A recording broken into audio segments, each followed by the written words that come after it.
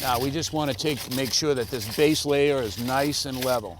Now this base layer is actually made up of stone and sand, and this is mixed together, and this is just the right thing to put underneath the patio. The next step is to spray out the actual circle of the patio.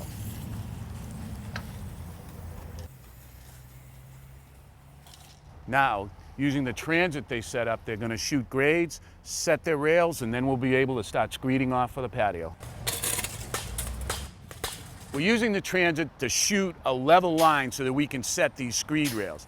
Each one of these rails is going to have different heights on it, but we want the high point to all be the same. We're using a height of 4'11.5" to set all these ends. Then as you travel down the rails, they're going to drop. The middle point is going to be 3/4 of an inch lower than the high point. The far end is going to be 1.5 inches lower than the top point so that everything drains off the patio. Mary, now it's time to level off the sand. We're going to do that using this screed rod. Call for a raker. Raker! Boy, I like this. Isn't that nice? Yeah.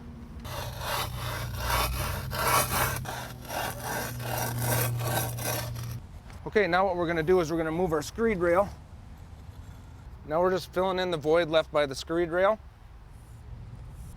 Mary's now bringing the centerpiece of the patio out to Kevin. And off of that centerpiece, we're going to build our whole patio.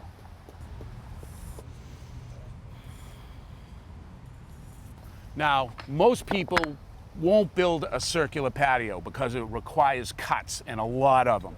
The great thing about this round patio is the manufacturer has given us pavers that'll let us build a round patio with no cuts. But he's also given us a plan we have to follow. First thing is the #1 stone, and that's the one you already put in the center.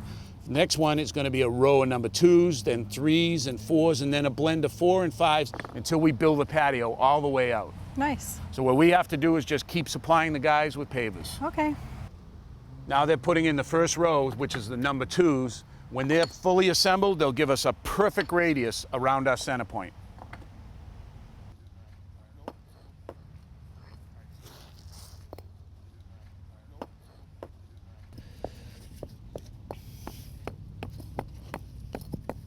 The guys added a border to the patio, and they used a lighter color paver.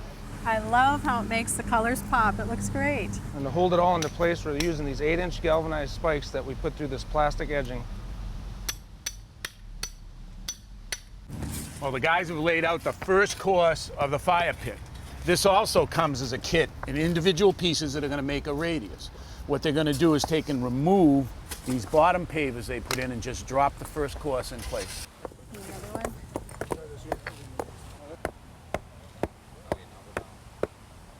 Way to go, guys. Now, once the base is in, we can just build on top of it using these interlocking blocks. Mary, I'm going to just pour out this polymeric sand, and I want you to spread it out into the joints. This is going to lock the pavers together and keep weeds from growing in the cracks. Now, with the polymeric sand swept in, it's critical to vibrate it to get that sand down into the joints. Mary, this wall is going to be a seating wall, so we want to make sure it's strong. So we're doing two things. We're overlapping the joints, and we're using concrete adhesive to hold the block together. So set that one down in. Wiggle it around a little bit. Okay, now make sure it's lined up on the back. That one okay? All right, let's grab another block. Now, each of the column gets a decorative cap. Are you all done with that concrete adhesive? I am ready. All right, I suggest you move out of the way. I'm out of your way. So, Mary, what do you think? I'm thinking this is so deluxe. It's way better than I ever expected.